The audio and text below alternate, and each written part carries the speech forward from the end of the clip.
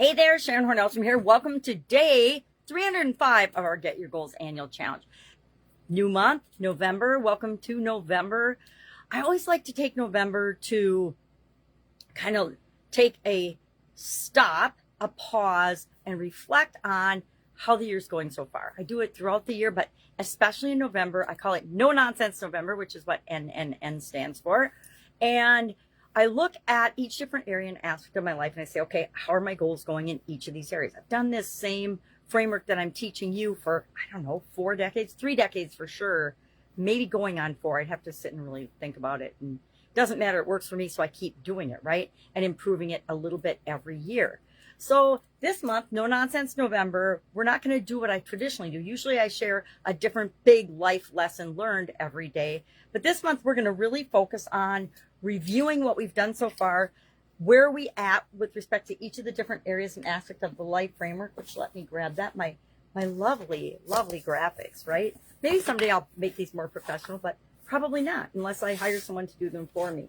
So physical, mental, emotional, spiritual, financial, relationships, contribution, communication, and confidence. Those are the 9 areas I use to set goals, to set priorities, to think about what it is that I want to achieve in my life. And so today, what I already did, and I thought about it on the fly this morning because yesterday was Halloween. It was super fun. And I didn't really map out. And I thought about November a lot. When I was traveling the last couple of weeks, I planned out and mapped out a whole bunch of things with these mindfulness cards, which I think we'll use some of them throughout the month.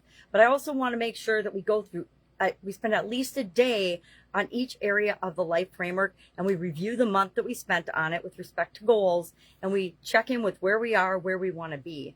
And what I did is I said, okay, overall, today I want you to think about and decide your definition of well-being and health with respect to your life, right? Your whole life, which means all of the different areas of the life framework. So where I start when I do something like that is by saying, right now, what is the priority order of each of these different areas and aspects of my life? So I quickly did that.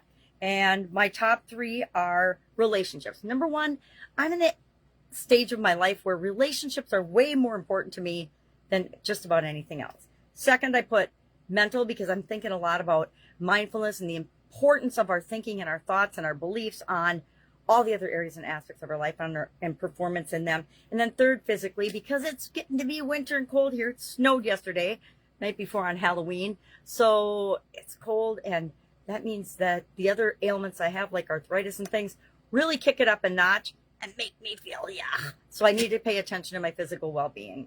And then all the other ones in different orders. Doesn't matter. It's what is most important to you right now. And we can talk about the whole topic of balance. I think I've shared before that I think balance is pretty much BS. Balance, like anything else, is subject to our definition. And what feels balanced to you is probably not balanced to someone else.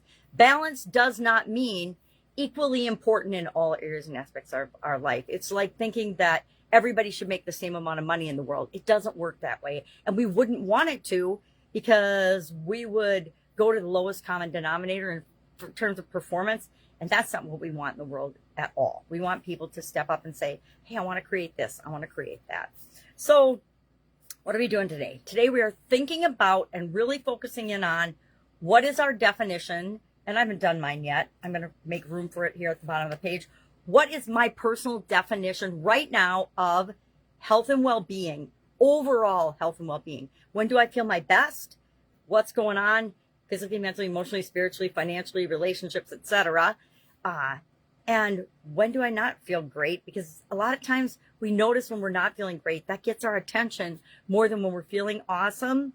And so we want to notice what's going on. Who are we spending time with? What areas of our life are impacting us in a positive or a negative way, right? So I would say if you want to prioritize right now the different areas: physical, mental, emotional, spiritual, financial, relationships, contribution, communication, and confidence. And then what is your definition? How do I know? How do you know? Isn't that a great question? How do you know you're clicking on all 9 cylinders, since we've got 9 different areas and aspects? I always know because everything just kind of flows, and I'm not stressed out and freaking out and chaotic all the time. All right. Any questions? Hit me up. I will admit right now, I have not done the write-up for this particular topic today, but I will do it after I'm done making my videos this morning. If I can help you in any way, ask. Otherwise, have an awesome day, and I'll, of course, see you tomorrow. Bye, or be with you tomorrow.